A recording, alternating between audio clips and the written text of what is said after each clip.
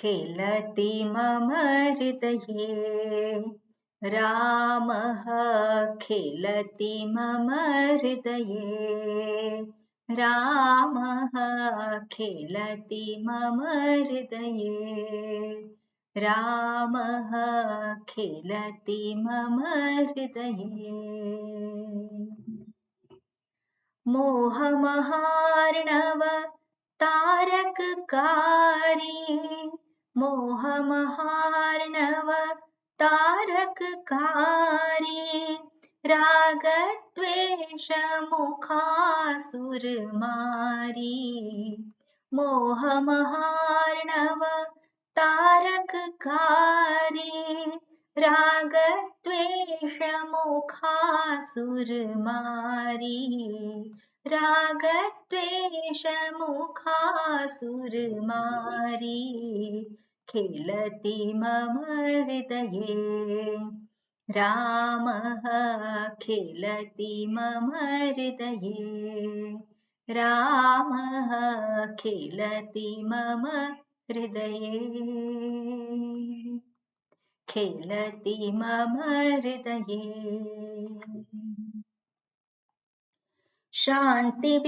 शान्तिविदेहसुता सहचारी शान्तिविदेहसुता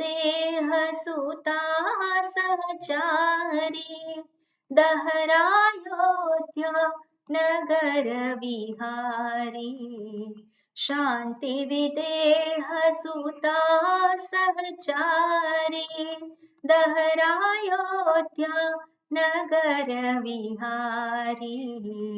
दहरायोध्या नगरविहारी खेलति मम हृदये रामः खेलति मम हृदये रामः खेलति मम हृदये खेलति मम हृदये परमहंस साम्राज्योद्धारी परमहंस साम्राज्योद्धारी परमहंस साम्राज्योद्धारी सत्यज्ञानानन्तशरीरी परमहंस साम्राज्योद्धारी सत्यज्ञानानन्तशरीरी सत्यज्ञानानन्तशरीरी खेलति मम हृदये रामः खेलति मम हृदये रामः खेलति मम हृदये खेलति मम हृदये रामः खेलति मम हृदये ओम हरि ओम श्री गुरुभ्यो नमः हरि ओम ओम सहना भवतु सहनौ भुनक्तु सह वीर्यं करवावहै तेजस्विनावधीतमस्तु मा विद्विषावहै ओम शांति शांति शांति शंकरं शंकराचार्यं केशवं बादरायणं सूत्रभाष्यकृतौ वन्दे भगवन्तौ पुनः पुनः ईश्वरो गुरुरात्मेति मूर्तिभेदविभागिने व्योमवद्व्याप्तदेहाय दक्षिणामूर्तये नमः दयाकरं दयाकारं दान्तं धर्मप्रवर्तकं प्रणमामि दयानन्दं मदाचार्यवरं परम्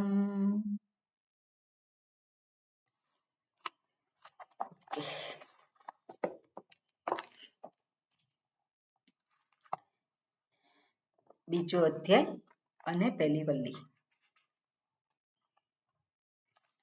બરોબર પહેલો મંત્ર ચંદ્રિકા પહેલા મંગલાચરણ પછી મંત્ર. ઓમ નમો ભગવતે વૈવસ્વતાય મૃત્યવે બ્રહ્મ વિદ્યાચાર્યાય નચિકેતસે ચ પરાંચિખાની વ્યતૃણત સ્વયંભૂઃ તસ્માत् પરાં પશ્યતિ નાંતરાત્મન કશ્ચિદીરઃ પ્રત્યગાત્માનમૈક્ષત આવૃત્તચક્ષુરમૃતત્વમ ઈચ્છ. ઓકે, આમાં આપણે જોઈ રહ્યા હતા મંત્રમાં શું કહ્યું? પરાંચી ખાની વ્યતૃણત સ્વયંભૂઃ. પરાંચી ખાની, ખાની એટલે ઇન્દ્રિયાણી, અને ઇન્દ્રિયો જે છે પરાંચી એટલે બહારના તરફ જનારી છે. સહજ રીતે જ એ બહારના વિષયોને જ ગ્રહણ કરે છે. એ અંદર બીજું કંઈ ગ્રહણ કરી શકતી નથી. એ પોતાને પણ ગ્રહણ નથી કરતી કે અંદર આપણે કહીએ તો બહારના વિષયો એટલે કે આ શરીરથી અંદર એને એ ગ્રહણ કરી શકતી નથી ઇન્દ્રિયો. અને આવી ઇન્દ્રિયો પરમાત્માએ પોતે જ બનાવેલી છે. એટલે જાણે કે પરમાત્માએ ઇન્દ્રિયોને આવું સ્વાભાવિક રીતે બનાવી અને પેલા જીવાત્માને એની યાત્રા બનાવી રાખી છે. એની યાત્રાનો અંત આવતો નથી. કારણ કે જીવાત્મા કોણ છે? જે હંમેશા બહાર સુખ શોધે છે, બહારથી જ એને સુખ જોઈએ છે. પોતાનામાં જ પોતાનું સ્વરૂપ સુખ સ્વરૂપ છે, એના તરફ એની દ્રષ્ટિ જતી જ નથી. કેમ? કારણ કે ઇન્દ્રિયોનો વિષય નથી. ઇન્દ્રિયો કોને ગ્રહણ કરી શકે છે? તો કે બાહ્ય વિષયોને, અને બાહ્ય વિષયોને આધારે જ પોતે જીવન જીવે છે. એટલે જીવાત્માની યાત્રા ક્યારેય પણ એનો અંત આવતો નથી. એટલે તસ્માત પરાં પશ્યતિ ન અંતરાત્મા સ્વયંભૂઃ વ્યતૃણત, એને જાણે કે મારી નાખ્યો છે. પરંતુ કોઈક એવો છે ધીર પુરુષ, અને એ પોતે ઇન્દ્રિયોની સહાયથી નહીં પણ ઇન્દ્રિયોને બાજુ પર મૂકી અને પોતે પોતાના જ સ્વરૂપનું દર્શન કરી શકે છે. એટલે આ મંત્ર જે દર્શાવે છે એનો અર્થ એ છે કે ઇન્દ્રિયોની પ્રવૃત્તિને બાજુ પર રાખ્યા વગર એ પોતાના સ્વરૂપને પામી શકે નહીં.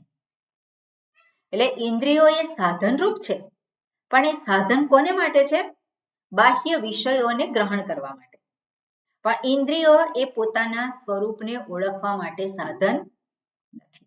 અને એવું સમજી અને જે પોતાની ઇન્દ્રિયોને બાજુ પર મૂકી શકે છે.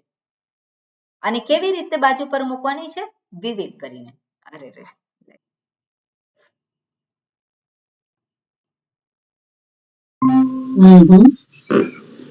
હું ત્યાં અહીંયા કેનેડા આવતા પહેલા ત્યાં આશ્રમમાં જ ગઈ હતી, પૂજા કરીને અહીંયા આવી.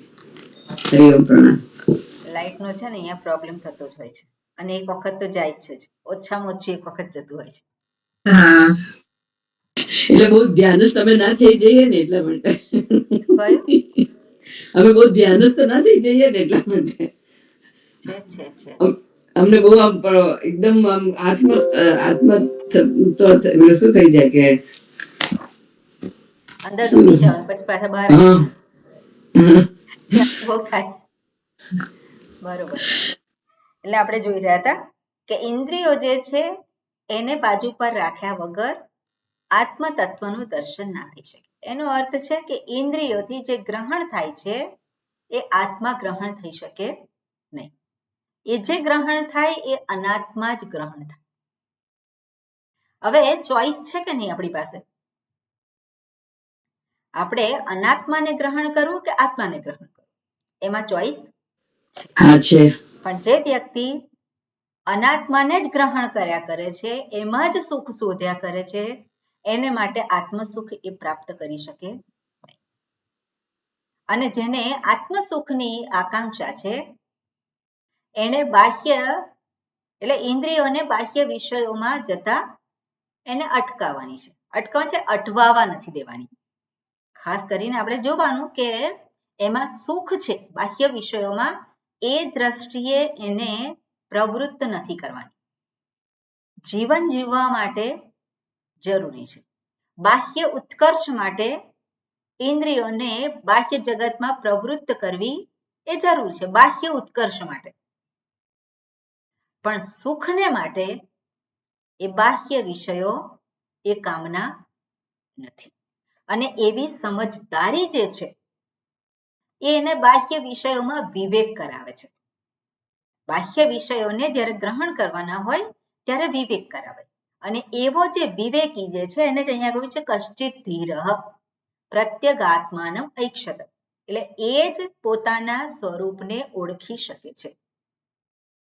કારણ કે આપણે જોઈએ મન જે છે એ મન બે નથી, એક બાહ્ય જગતમાં પ્રવૃત્ત થનારું મન અને બીજું પોતાના સ્વરૂપને ઓળખવા માટે પ્રવૃત્ત થનારું મન, એવા બે મન નથી.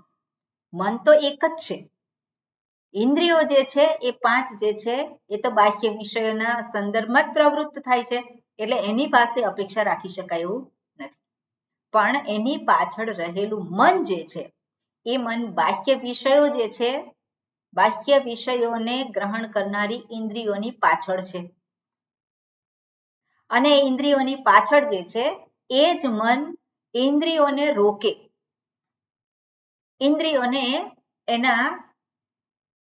ઇન્દ્રિયોને એનો જે સ્વાભાવિક જે છે, એનો જે સ્વભાવ છે ત્યાંથી એને રોકી અને પોતાના જ મન જે છે એ પોતાના જ સ્વરૂપને ઓળખવા માટે પ્રવૃત્ત થાય. આ મન પ્રવૃત્ત થાય એટલે શું છે?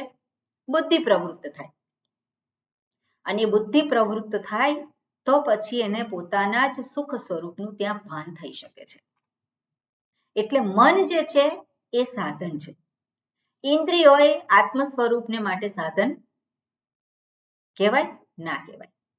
એ બાહ્ય જગતમાં પ્રવૃત્ત, પણ મન જે છે અંતઃકરણ કહેવામાં આવે છે, એ અંતઃકરણ થકી જ એ પોતાના સ્વરૂપને એ પામી શકે છે. એટલે અંતઃકરણ એક જ છે, અને ક્યાં તો બાહ્ય વિષયોમાં જઈ શકે અથવા તો પોતાના સ્વરૂપને ઓળખવા માટે પ્રવૃત્ત થઈ શકે. બે વસ્તુ એક સાથે થઈ શકે નહીં. અને એ વાત જે છે છેલ્લે આપણે જોતા હતા, અને ભાષ્યમાં જે છે જે 96 નંબરના પેજ ઉપર, એટલે પહેલા મંત્રનું જે છે એમાં પેરેગ્રાફ, છેલ્લા પેરેગ્રાફમાં વચ્ચે નહીં બાહ્ય વિષય આલોચન પરત્વમ, મળ્યું બધાને? નહીં બાહ્ય વિષય આલોચન પરત્વમ પ્રત્યગાત્મેક્ષણમ. તમારી પાસે પુસ્તક જુદી હશે. હા, આમાં 95 પેજ છે. બરોબર, તો મળી ગયું ને? પણ મને મળી ગયું. ઓકે, એટલે તમ પ્રત્યેગાત્માનમ સ્વમ સ્વભાવમ ઈક્ષતે, એ જે પેરેગ્રાફ છે એની અંદર નીચે અડધેથી કહે છે નહીં બાહ્ય વિષય આલોચન પરત્વમ પ્રત્યેગાત્મ ઐક્ષણમ ચ એકસ્ય સંભવતી. એટલે બાહ્ય વિષય આલોચન પરત્વ, આલોચન પરત્વ એટલે શું છે?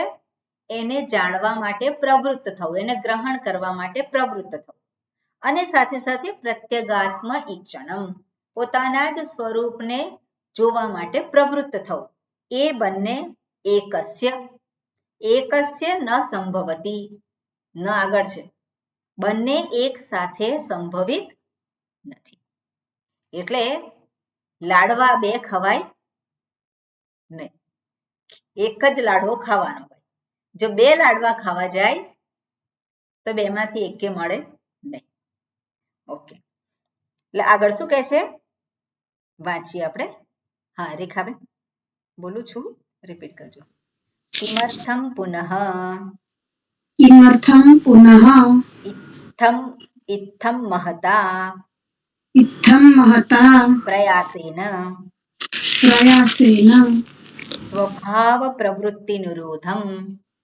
સ્વભાવ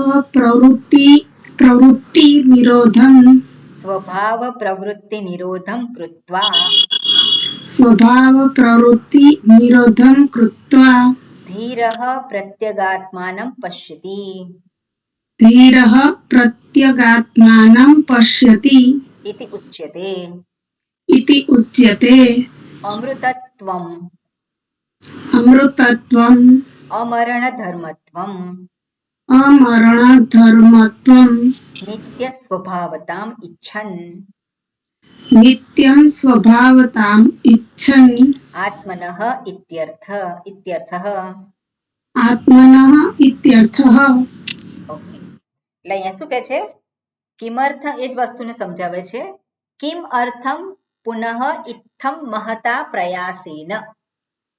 કિમ પુનઃ એટલે કેમ ફરી, ઇત્થમ મહતા પ્રયાસેન, ઇત્થમ એટલે આ પ્રકારે, મહતા પ્રયાસેન ખૂબ પ્રયત્ન કરે, ઘણા પ્રયત્ન કરે.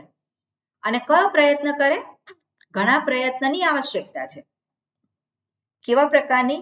તો કે સ્વભાવ પ્રવૃત્તિ નિરોધમ કૃત્વા, સ્વાભાવિક પ્રવૃત્તિને નિરોધ કરવાની પ્રવૃત્તિ.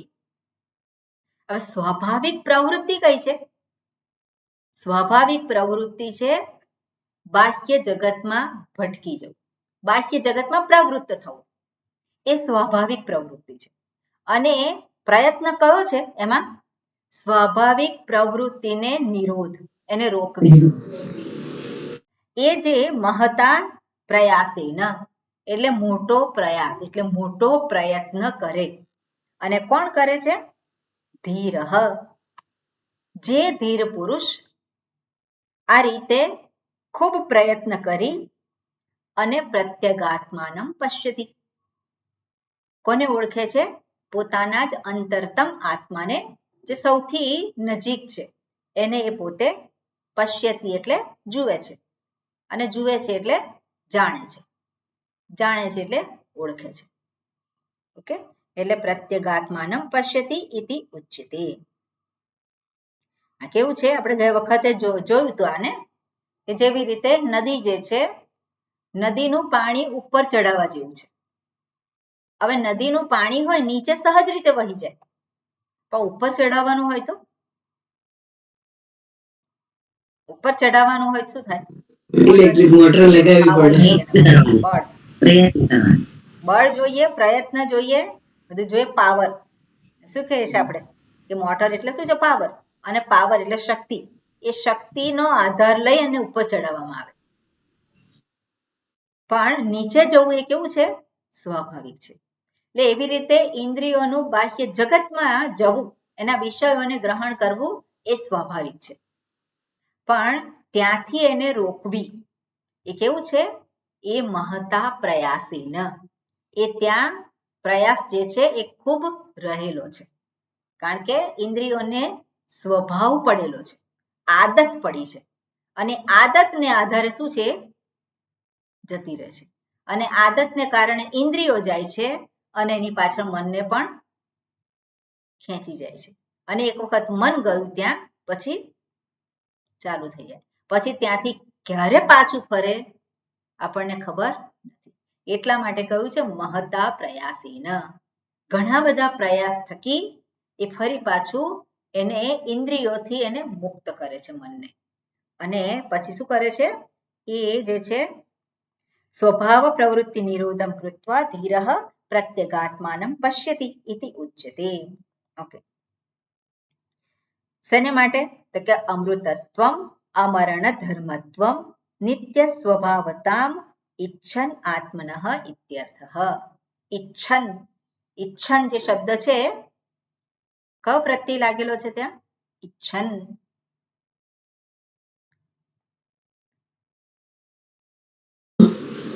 ધાતુ છે અને કયો પ્રત્યય લાગેલો છે? ઇચ્છન. તો હોય એમાં અન એટલે ન આખો હોય. સાનચ આવે તો શત્રુ પ્રત્યય, શત્રુ પ્રત્યયમાં અત થાય.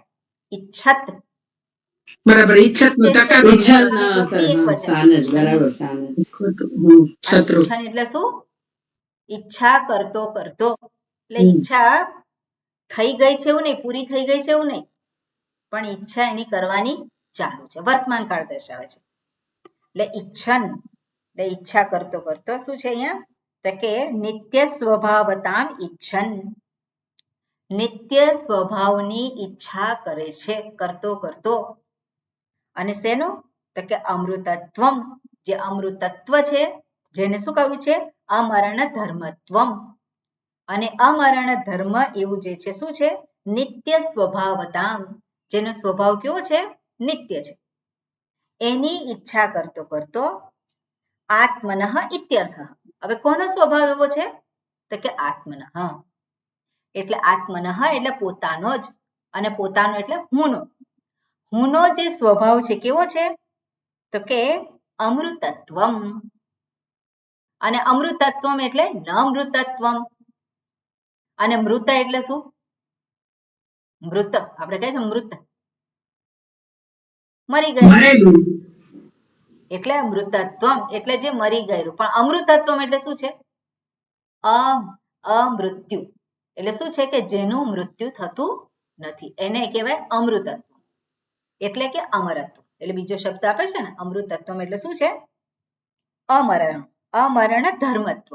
અમરણ ધર્મત્વમ. ધર્મ શબ્દનો અહીંયા અર્થ થશે સ્વરૂપ. અમરણ ધર્મત્વમ, જેનો સ્વભાવ શું છે? અમરણ ધર્મ, જેનું મૃત્યુ છે નહીં. કોનું મૃત્યુ નથી? કોનું મૃત્યુ નથી? જેને હું ગણ્યું છે આત્માનું. હું ગણું છું એનું મૃત્યુ નથી. હુનું હું ગણું છું એનું તો મૃત્યુ છે જ. એટલે હુંનું ક્યારેય મૃત્યુ નથી, એને કહેવાય અમરણ ધર્મ. એટલે અમરણ ધર્મત્વમ, એને જ આપણે કહીએ ઓકે અમરણ ધર્મત્વમ નિત્ય સ્વભાવતામ ઈચ્છન. એટલે અમરણ ધર્મત્વમ એટલે શું છે? એને ફરી પાછું એને સમજાવે છે. એટલે કે નિત્ય સ્વભાવતામ, જેનો સ્વભાવ, જેનો સ્વરૂપ કેવું છે? નિત્ય છે. એટલે નિત્ય સ્વરૂપ એવું આત્મનઃ. આત્મન એટલે પોતાનું, એટલે કે હુંનો જે નિત્ય સ્વભાવ છે. શું છે? નિત્ય સ્વભાવ જે અમરણત્વમ, જેનો સ્વભાવ કેવો છે? નિત્ય જે છે હું, અહમ નિત્યઃ. અને એવા એ હુંની ઈચ્છા કરનારો. ઈચ્છન એટલે શું છે? ઈચ્છા કરનારો. એને કોણ કહેવાય છે? ધીર પુરુષ.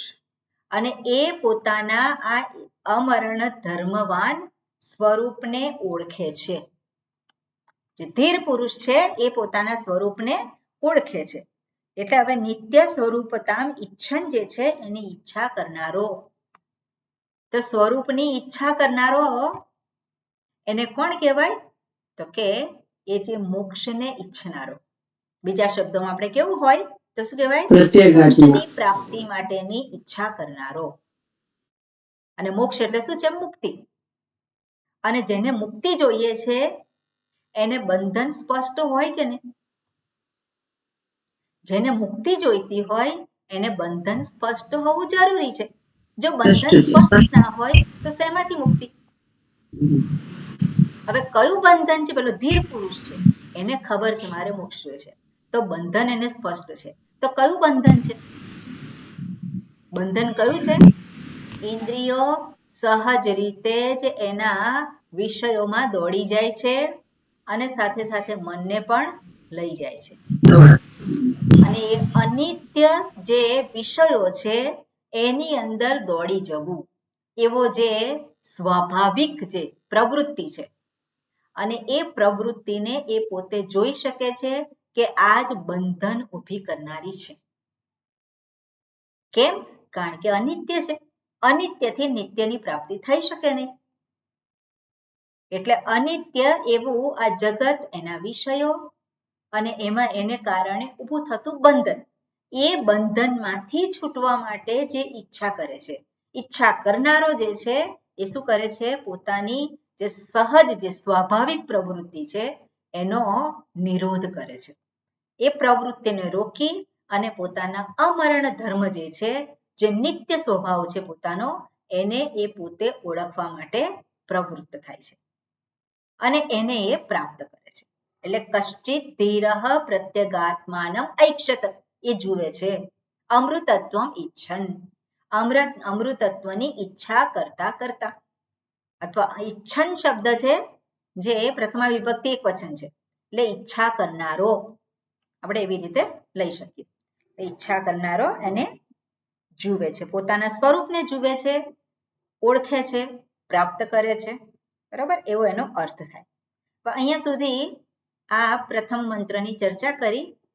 હવે ફરી પાછું એ જ વસ્તુ બીજા શબ્દોમાં કહે છે, એટલે એ જ ધીર પુરુષ અથવા તો બીજો જે છે અધીર પુરુષ. એક ધીર પુરુષની જે આગળ વાત કરી અને બીજો આપણે ગણીએ તો કોણ છે? અધીર પુરુષ. અધીર પુરુષ એટલે મેચ્યોર્ડ મેન. કોણ કહેવાય? મેચ્યોરિટી છે જેને. અને જે પેલો અધીર છે એ મેચ્યોર્ડ નથી, એ કેવો છે? બાળક બુદ્ધિનો છે. એટલે આગળના મંત્રમાં એનો ઉલ્લેખ કરે છે એ રીતે. ઓકે, એની પહેલા ભાષ્ય છે એ જોઈએ. બરોબર, લક્ષ્મી અમ્મા. યત્તાવત નથી સાંભળ્યા લક્ષ્મી અમ્મા. લક્ષ્મી અમ્મા તમારી પાસે છે પુસ્તક? પુસ્તક છે? માઇક ચાલુ કરો. અને અનમ્યુટ નથી કર્યું, એમણે અનમ્યુટ નથી કર્યું. બરોબર, કઈ નહીં. જયવિંતાબેન તમે બોલો, પુસ્તક લઈને નહીં બેઠા હોય. ઓકે. યત્તાવત યત્તાવત સ્વાભાવિકમ સ્વાભાવિકમ પરાગ એવ પરાગેવ અનાત્મદર્શનમ અનાત્મદર્શનમ તદ આત્મદર્શનસ્ય તદ આત્મદર્શનસ્ય પ્રતિબંધકારણમ પ્રતિબંધકારણમ અવિદ્યા તત્ પ્રતિકૂલત્વાત અવિદ્યા તત્ પ્રતિકૂલત્વાત યા ચ પરાક્ષુ એવ યા ચ પરાક્ષુ એવ અવિદ્યા ઉપપ્રદર્શિતેષુ અવિદ્યા ઉપપ્રદર્શિતેષુ દૃષ્ટાદૃષ્ટેષુ દ્રષ્ટાદ્રષ્ટેષુ ભોગેષુ ભોગેષુ તૃષ્ણાતાભ્યામ તૃષ્ણાતાભ્યામ અવિદ્યા તૃષ્ણાભ્યામ અવિદ્યા તૃષ્ણાભ્યામ પ્રતિબદ્ધ આત્મદર્શનાઃ. પ્રતિબદ્ધ આત્મદર્શનાઃ. ઓકે, શું કહે છે એમાં? યત તાવત. યત તાવત એટલે યત એટલે જે, અને તાવત જે આગળ વાત કરી છે એને આધારે, જેથી કરીને જે કંઈ વાત કરી છે યત તાવત, જેથી કરીને સ્વાભાવિકમ પરાક્ષુ પરાગ એવ. સ્વાભાવિકમ શું સ્વાભાવિક છે? ઇન્દ્રિયોનું બાહ્ય વિષયોમાં જવું એ સ્વાભાવિક છે. એટલે એ જ વસ્તુને અહીંયા ફરી કહે છે સ્વાભાવિકમ પરાગ એવ અનાત્મ દર્શનમ. અનાત્મ દર્શન કેવું છે? સ્વાભાવિક છે. બરોબર, અહીંયા જે વાત કરે છે શું છે? સિમ્પલ છે. અનાત્મ દર્શન જે છે કેવું છે? પરાગ છે, અને એ સ્વાભાવિક છે. કેમ સ્વાભાવિક છે? કારણ કે ઇન્દ્રિયો એને જ ગ્રહણ કરે છે, એટલે એ સ્વાભાવિક છે. અનાત્મ દર્શનમ તદ તે આત્મદર્શનસ્ય પ્રતિબંધ કારણમ. તત એટલે તે આત્મદર્શનસ્ય આત્મદર્શનને માટે પ્રતિબંધ કારણમ, જે સ્વાભાવિક રીતે ઇન્દ્રિયો બાહ્ય જગતમાં જાય છે એ જ આત્મદર્શનને માટે પ્રતિબંધનું કારણ છે, એ જ પ્રતિબંધ ઊભો કરનારું છે. તદ આત્મદર્શનસ્ય પ્રતિબંધ કારણમ. અને એ પ્રતિબંધનું કારણ જે છે, જે સ્વાભાવિક રીતે ઇન્દ્રિયો બાહ્ય જગતમાં જાય છે અને એમાં ભટકી જાય છે. ઇન્દ્રિયો બાહ્ય જગતમાં જાય છે એટલું જ કારણ નથી, પણ ભટકી જવું, કોનું ભટકી જવું? ઇન્દ્રિયોનું કે મનનું? મનનું ભટકી જવું. એ મનનું ભટકી જવું એ જ બંધન ઊભું કરે છે. ઇન્દ્રિયો તો સ્વાભાવિક રીતે જાય છે ત્યાં, એ આપણા માટે એ સંપૂર્ણ રીતે કારણરૂપ છે એવું કહી શકાય નહીં. પણ ઇન્દ્રિયો જો ન જાય તો મન નથી જતું, એ પણ છે. ઇન્દ્રિય જો પ્રવૃત્ત જ ના હોય તો મન ક્યાં જવાનું હતું? પણ ઇન્દ્રિયો સ્વાભાવિક રીતે જાય છે, પણ મુખ્ય કારણ શું છે? એ મન છે. મન જે ભટકી જનારું છે. અને ભટકી જનારું મન શું શોધે છે ત્યાં? બાહ્ય જગતમાં શેને માટે ભટકી જાય છે?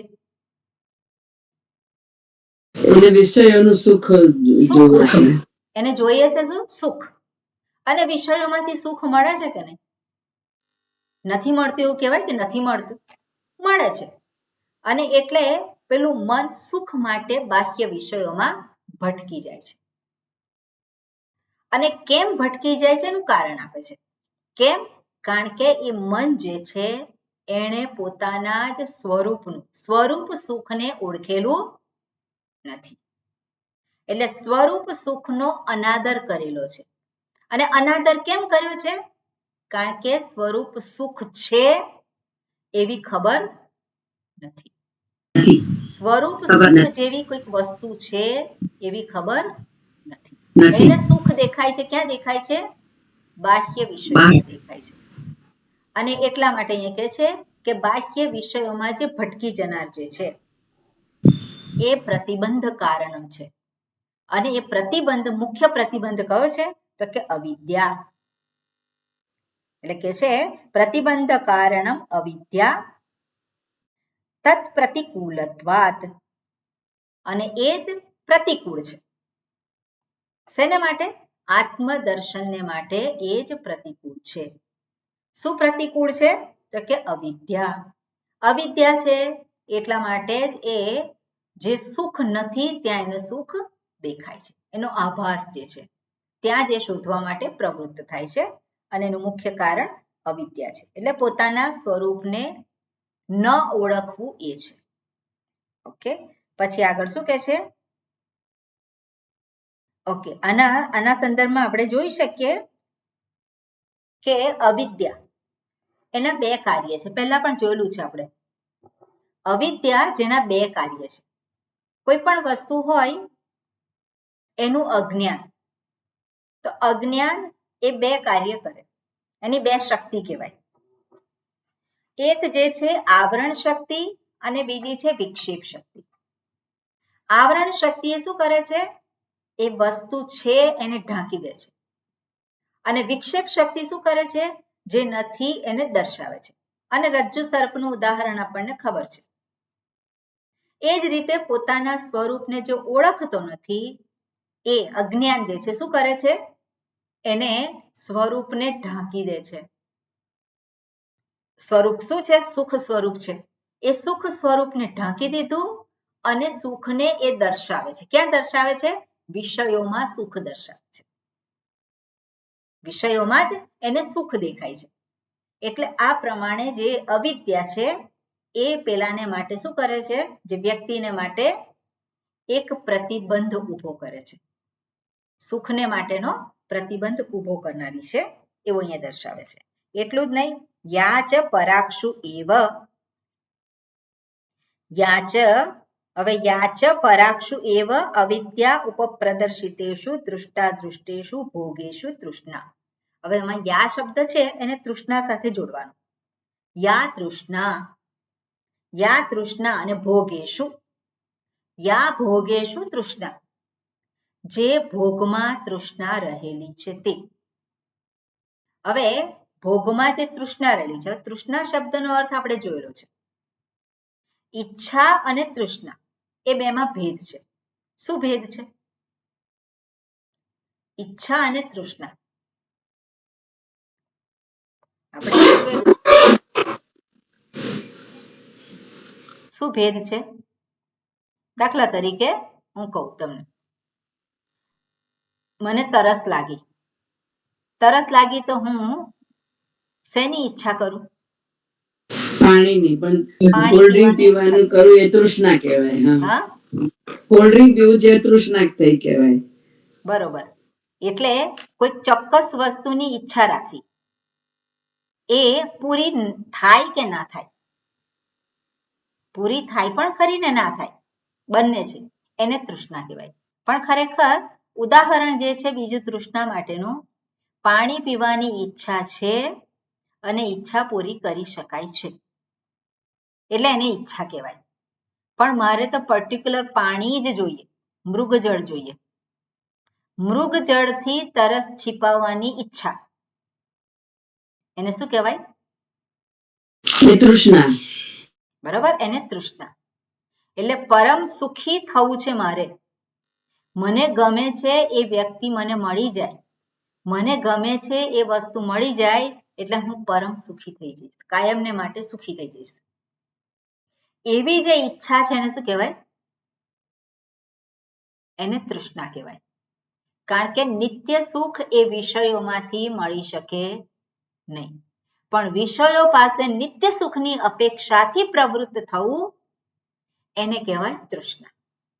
એટલે અહીંયા શું કહે છે? યા ભોગેષુ તૃષ્ણા, જે ભોગમાં રહેલી જે છે તૃષ્ણા છે એ કેવી છે? પરાક્ષુ એવ. પરાક્ષુ એટલે બાહ્ય વિષયોના સંદર્ભમાં છે. અને પરાક્ષુ એવ અવિદ્યા ઉપપ્રદર્શિતેષુ, એ બધી જ જે છે બાહ્ય જે વિષયો છે એને કઈ રીતે દર્શાવાય? તો કે અનાત્મા. અવિદ્યા ઉપપ્રદર્શિતેષુ એટલે શું છે? અજ્ઞાનને કારણે જે ઉત્પન્ન થયેલ છે એ. અવિદ્યા ઉપપ્રદર્શિતેષુ, જે અજ્ઞાનને કારણે જે સુખ સ્વરૂપને ઓળખવાની જે ઈચ્છા છે મારી, એ શું છે? બાહ્ય વિષયોમાં એને સુખ બતાવે છે. એટલે શેને કારણે સુખ દેખાય છે? અવિદ્યાને કારણે બાહ્ય વિષયોમાં સુખ દેખાય છે. એટલે અવિદ્યા શું કરે છે? બાહ્ય વિષયોમાં સુખ છે. કેવું સુખ છે? નિત્ય સુખ છે. એટલે કે છે અવિદ્યા ઉપપ્રદર્શિતેષુ, અવિદ્યાને કારણે જે નિત્ય સુખ જે દેખાય છે વિષયોમાં. અને કયા વિષયો છે? તો કે દૃષ્ટા દૃષ્ટેષુ, દ્રષ્ટ અને અદ્રષ્ટ. અદૃષ્ટ વસ્તુ જે છે શું છે? દૃષ્ટ. એ શબ્દ છે કેવો છે? દૃષ્ટ એટલે કયો પ્રત્યય લાગેલો છે? થોડુંક સંસ્કૃત આપણે જાણીએ સારું પડે. અપ્રત્યય. પ્રત્યય એટલે દૃષ્ટ, એનો અર્થ શું થાય? દૃષ્ટ અર્થ શું થાય? તો પછી દેખાયેલું.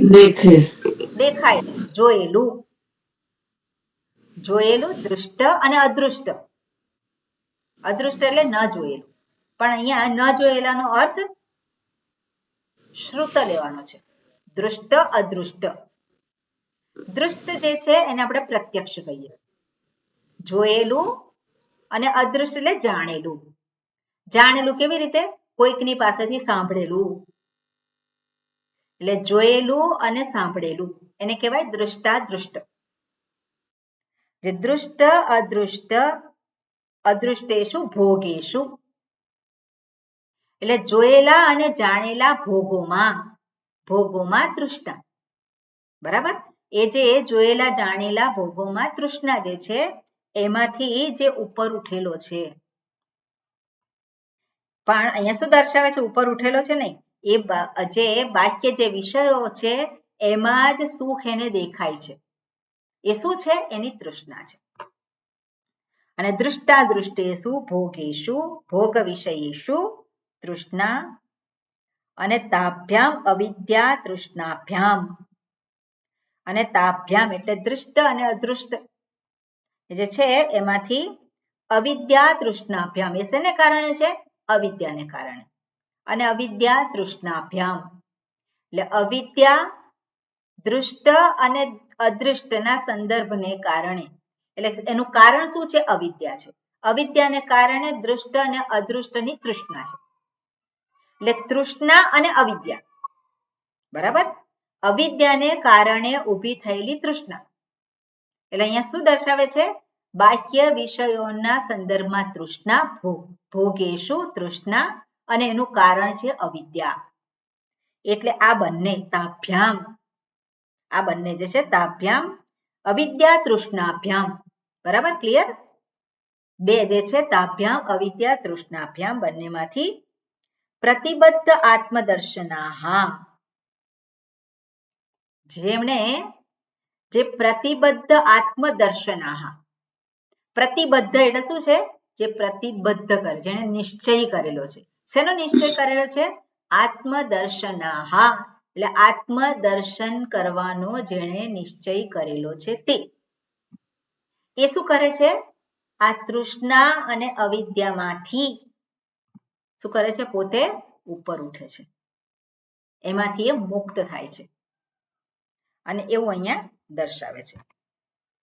બરોબર, એટલે આ જ વસ્તુ આગળના મંત્રમાં કહે છે. ઓકે, હું બોલું છું અને રિપીટ કરજો. હા, જય વૃંદાબેન. પરાચ કામાનનુયંતિ બાલાહ, પરાચકામાનનુયંતિ બાલાઃ તે મૃત્યોર્યંતિ વિતતસ્ય પાશમ, તે મૃત્યુર્યંતિ વિતતસ્ય પાશમ, અથ ધીરા અમૃતત્વં વિદિત્વા, અથ ધીરા અમૃતત્વં વિદિત્વા, ધ્રુવમધ્રુવેષ્વિહ ન પ્રાર્થયન્તે, ધ્રુવમ ધ્રુવેષ્વિહ ન પ્રાર્થયન્તે. ઓકે, ચંદ્રિકાબેન બોલાશે મંત્ર? ઓકે, ટ્રાય કરો. પરાચક્કામાનનુયંતિ બાલાઃ તે મૃત્યોર્યંતિ વિતતસ્ય પાશમ, અથ ધીરા અમૃતત્વં વિદિત્વા ધ્રુવમ અધ્રુવેષ્વિહ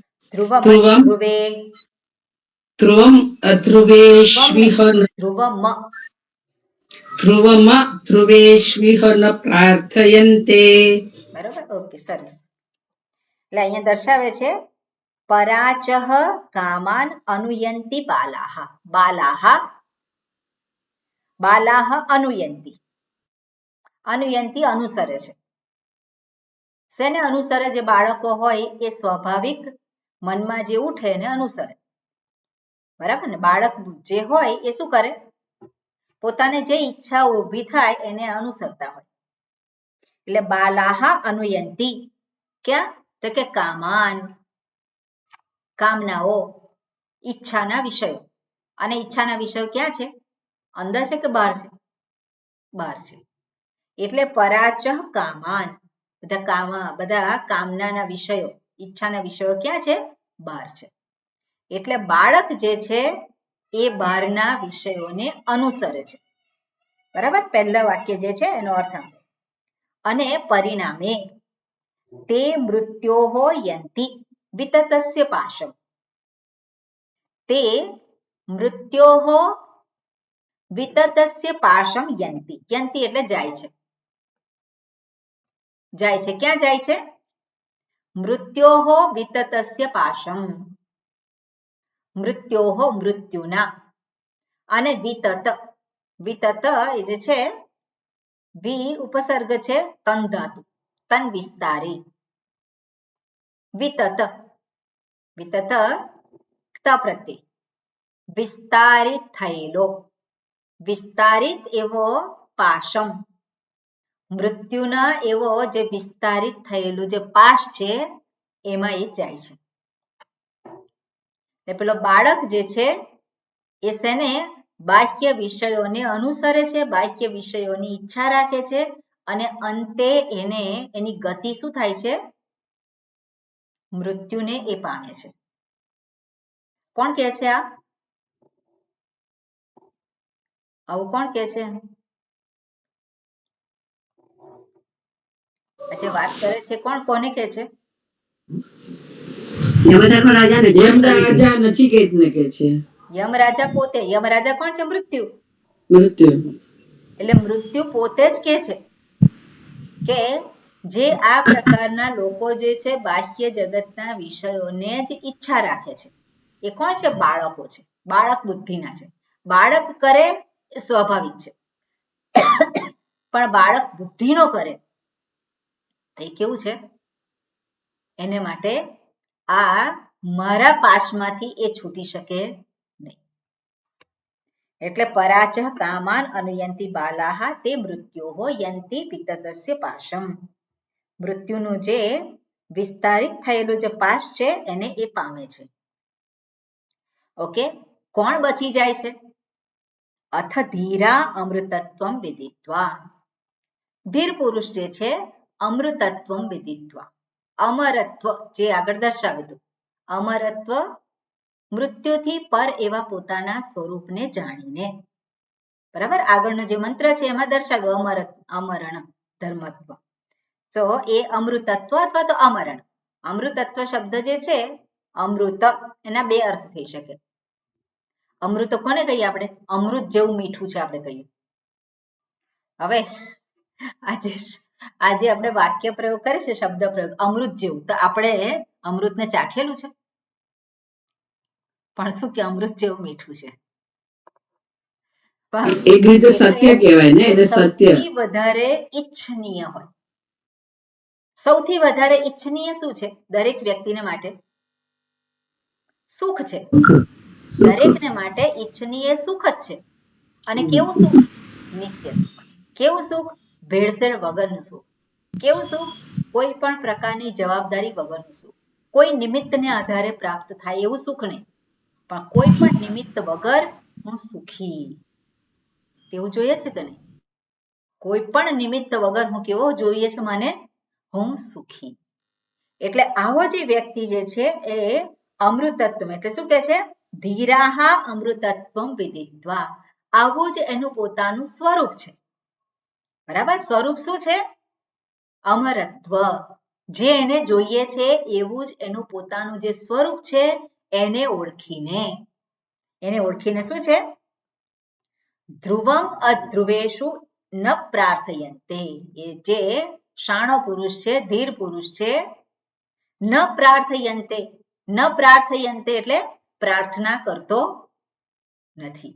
પ્રાર્થના કરતો નથી એટલે ભગવાનને પ્રાર્થના કરતો નથી એવું નહીં, પણ પ્રાર્થયન્તે એટલે ઈચ્છા કરતો નથી. પોતે એની આકાંક્ષા રાખતો નથી. શેની? તો કે અધ્રુવેશુ ધ્રુવમ. અધ્રુવેશુ ધ્રુવમ. ઇહ એટલે અહીં. અહીં એટલે ક્યાં? અહીંયા જ્યાં રહે છે ત્યાં જ, આ જગતમાં જ, અથવા તો આ જીવનમાં જ, જેને જીવન પ્રાપ્ત થયું છે એમાં જ એ પોતે અધ્રુવેશુ ધ્રુવમ.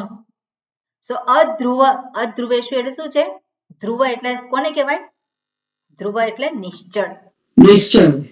જે નિશ્ચલ તત્વ છે, નિશ્ચલ વસ્તુ છે, એને કહેવાય ધ્રુવ. અને નિશ્ચલ વસ્તુ એવી શું છે? તો કે મારું પોતાનું સ્વરૂપ જ. એ જે નિત્ય જે છે અમરણ ધર્મ, એમાં કોઈ ફેરફાર થાય નહીં. સુખ સ્વરૂપ છે, એમાં કોઈ પણ પ્રકારનો ફેરફાર થાય નહીં. પણ એ સુખ જે છે એ અધ્રુવ, જે અનિશ્ચિત અનિત્ય વસ્તુ છે એમાંથી પ્રાપ્ત થઈ શકે નહીં. એટલે અનિત્યમાં નિત્યની અપેક્ષા રાખતો નથી. એટલે અધ્રુવેશુ ધ્રુવમ ન પ્રાર્થયન્તે. ધીર પુરુષ છે કેવો છે? અધ્રુવેશુ, જે અનિત્ય છે એમાં ધ્રુવ, એની એ આકાંક્ષા રાખતો નથી, એને માટે એ પ્રયત્ન કરતો નથી. અને એવો આ મંત્રનો સામાન્ય અર્થ છે. આપણે હવે એમના જે ભાષ્ય છે એને આપણે જોઈએ. એક મિનિટ આમાં જરાક જોઈ લો.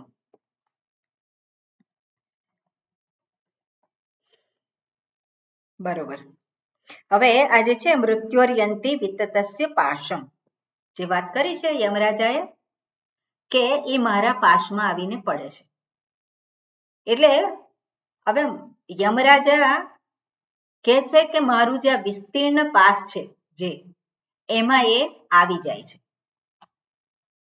હવે એ પાશમાં એટલે યમરાજા લેવા જાય છે કે પોતે પડે છે? પોતે જ જાતે જ પડે છે. પોતે જ એમાં પડે છે. મૃત્યુના પાશમાં શું છે? એ પોતે જ પડે છે. હવે પોતે જ પડે છે, તો હવે કોણ એવો છે કે જે પોતે જ પડે છે? શેની ઈચ્છા કરનારો છે પોતે પડે છે મૃત્યુના પાશમાં? તો મૃત્યુ કોને માટે છે અને કોને માટે નથી? જે પોતાના સ્વરૂપને ઓળખે છે એને માટે મૃત્યુ નથી, પણ જે ઓળખતો નથી એને માટે મૃત્યુ છે. તો એક શેની ઈચ્છા કરે છે મૃત્યુના પાશમાં જાય છે? શેની ઈચ્છા કરે છે? બાહ્ય સુખ બાહ્ય કામનાઓની બાહ્ય વિષયો જે છે એની એમાં બાહ્ય સુખ વિષય એમાં સુખ નહીં. એટલું જ નહીં, બીજા એવા કયા વિષયો છે કે એની ઈચ્છા કરે?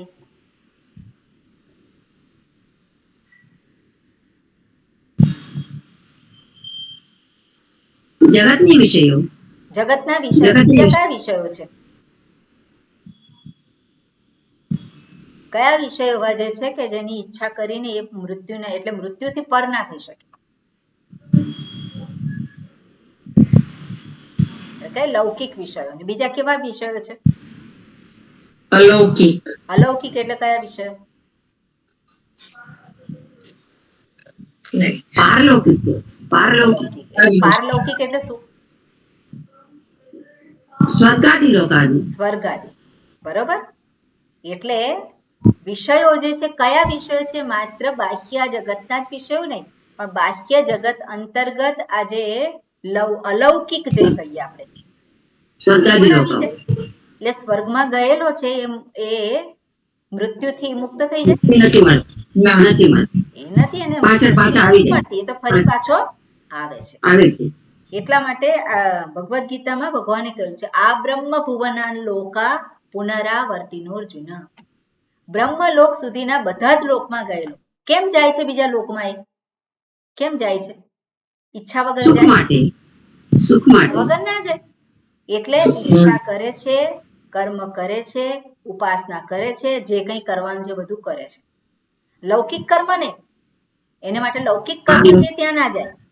કયા કર્મથી જાય? અલૌકિક કર્મ. અને અલૌકિક કર્મ એટલે કયું કર્મ? યજ્ઞ યાગાદી યજ્ઞ યાગાદી, જે વેદમાં પ્રતિપાદિત કરેલું છે. એટલે એવા યજ્ઞ યાગાદી અને એ પ્રમાણે જે જીવન જીવે છે એ બધા લોકને એ પામે છે. પણ એ લોકમાં ગયેલો પણ પાછા આવે છે. પાછો આવે છે. ક્યાં પડે છે? મૃત્યુના પાશમાં જ પડે છે. એટલે જ્યાં સુધી સ્વરૂપને ઓળખે નહીં ત્યાં સુધી એને મૃત્યુથી મુક્ત કોઈ કરી શકે નહીં. એટલે મૃત્યુનો ડર લાગતો હોય. મૃત્યુનો ડર કોને લાગે? જે પોતાને શરીર ગણે એને મૃત્યુનો ડર લાગે છે. લાગે કે નહીં? પોતાને શરીર રૂપે જુએ એને મૃત્યુનો ડર હોય જ. એમાંથી એ મુક્ત ના થઈ શકે. અને આ શરીર કેવું છે? અનિત્ય છે. શરીર અનિત્ય છે કે અનિત્ય છે? અનિત્ય છે. અને એવું જ આ શરીરની સાથે સંકળાયેલું જે કંઈ છે બધું કેવું છે? એ બધું અનિત્ય જ છે. ઘણી બધી વખત એવું થતું હોય મારું મૃત્યુ થાય તો મને ચિંતા નથી, પણ મારા જે સ્વજન છે એનું મૃત્યુ થાય તો એ મારાથી સહન નહીં થાય. તો સ્વજનનું મૃત્યુ થાય એટલે શું છે? ત્યાં પણ એ જ છે, શરીરને જ જુએ છે. તો શરીરનું મૃત્યુ તો નિશ્ચિત છે. એટલે એમાંથી એ મુક્ત થઈ શકે નહીં. ક્યારે એ મુક્ત થાય? માત્ર અમરણ જેનું મૃત્યુ નથી. કોનું મૃત્યુ નથી? હુંનું ક્યારેય મૃત્યુ નથી. છે હુંનું મૃત્યુ?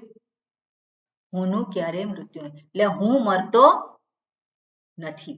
એ સત્ય જે ધારણ કરી રાખે, આ સત્યને જે ધારણ કરી રાખે એનું મૃત્યુ નથી. પણ જે નથી ધારણ કરી શકતો અને વારંવાર શું થાય? ઓ મરી ગયો, મરી ગઈ, તો મરી ગઈ કેટલી વાર મરી જાય?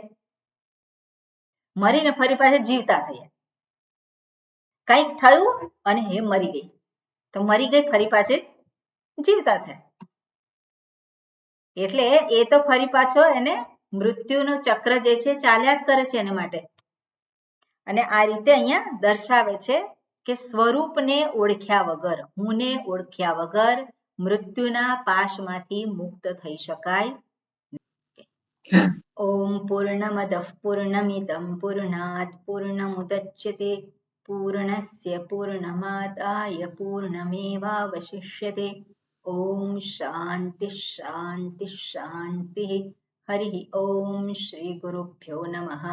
હરિ ઓમ.